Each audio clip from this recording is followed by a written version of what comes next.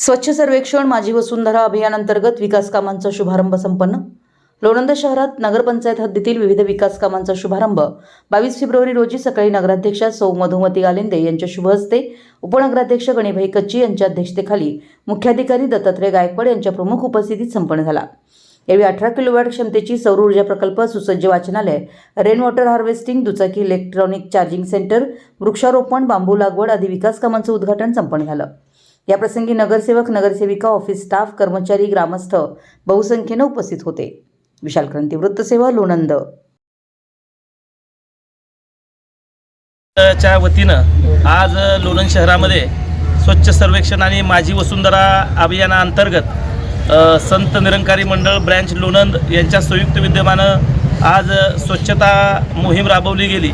पालखी तळावरील परिसर किंबहुना खेमावती नदी परिसर स्वच्छ करून त्या ठिकाणी बांबूच्या रोपाची लागवडसुद्धा मोठ्या प्रमाणात करण्यात आली।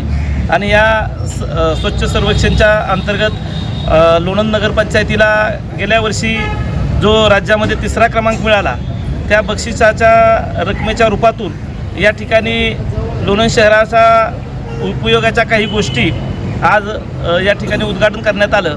मग वसुंधरा अंतर्गत लोणंद नगरपंचायतीचा राज्यात 3रा क्रमांक आला, त्याबद्दल सर्व लोणंदच्या ग्रामस्थांचे खूप खूप अभिनंदन। आणि या 3ऱ्या क्रमांकाला 50 लाख रुपयाचं बक्षीस मिळालं। तर या बक्षीस रकमेतून आपण लोणंदमधील UPSC MPSCचा अभ्यास करणाऱ्या विद्यार्थ्यांसाठी सुसज्ज अशा अभ्यासिकेचं उद्घाटन आज या ठिकाणी पार पाडले। तसेच हेमावती नदी स्वच्छता अभियान करून त्या ठिकाणी 110 बांबूच्या वृक्ष लागवड केलेली आहे।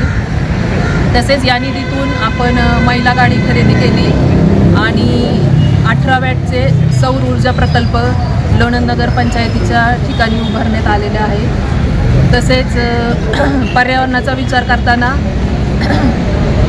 इलेक्ट्रिक 2 व्हीलर वाहनांसाठी आपण एक इलेक्ट्रिक पॉईंट काढलेला आहे।